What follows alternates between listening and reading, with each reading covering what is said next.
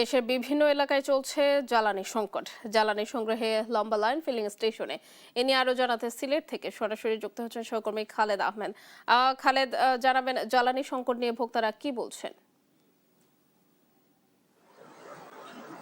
শেফালি, দেখুন, আসলে জ্বালানি সংকট নিয়ে সারা দেশে এক ধরনের অস্থিরতা চললেও সিলেটে কিন্তু শুরু থেকেই পরিস্থিতি মোটামুটি স্বাভাবিক ছিল এবং এই মুহূর্তে এসে বলা যায় যে পরিস্থিতি পুরোটাই স্বাভাবিক। কারণ এখানকার যারা পেট্রোল পাম্পের মালিক এবং কর্মচারী রয়েছেন তারা বলছেন যে গ্রাহক যারা আসছেন জ্বালানি তেলের জন্য তারা মোটামুটি তাদের চাহিদা অনুযায়ী কিন্তু তেল পাচ্ছেন।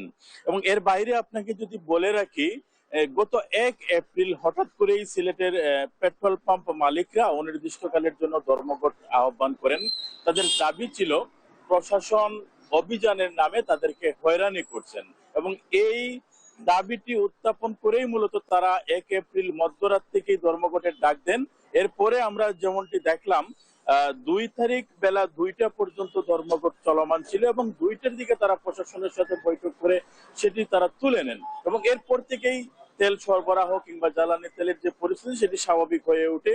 এবং আরেকটি তথ্য আপনাকে জানিয়ে রাখি যে সিলেটের পেট্রোল পাম্প মালিক যারা তারা দাবি তুলেছিলেন যে ডিপোগুলো তাদের চাহিদা মতো তেল দিচ্ছে না। তবে ডিপো কর্তৃপক্ষ যেটি বলেছে যে যেখানে পাম্প মালিক সারা বছরে যে 9,000 লিটার তেল নিয়ে আসেন সরবরাহ করেন, সেখানে তারা একদিনে কিংবা এক সপ্তাহেই 9,000 লিটার চাচ্ছেন। সেই চাহিদাটুকু তারা পূরণ করতে না পারার কারণেই আসলে ডিপো কর্তৃপক্ষের সাথে পাম্প মালিকদের এক ধরনের সমস্যা তৈরি হয়েছিল। তবে আপনাকে যদি বলি যে সিলেটে এই মুহূর্তে জ্বালানি তেলের যে পরিস্থিতি সেটি স্বাভাবিক রয়েছে এবং আমরা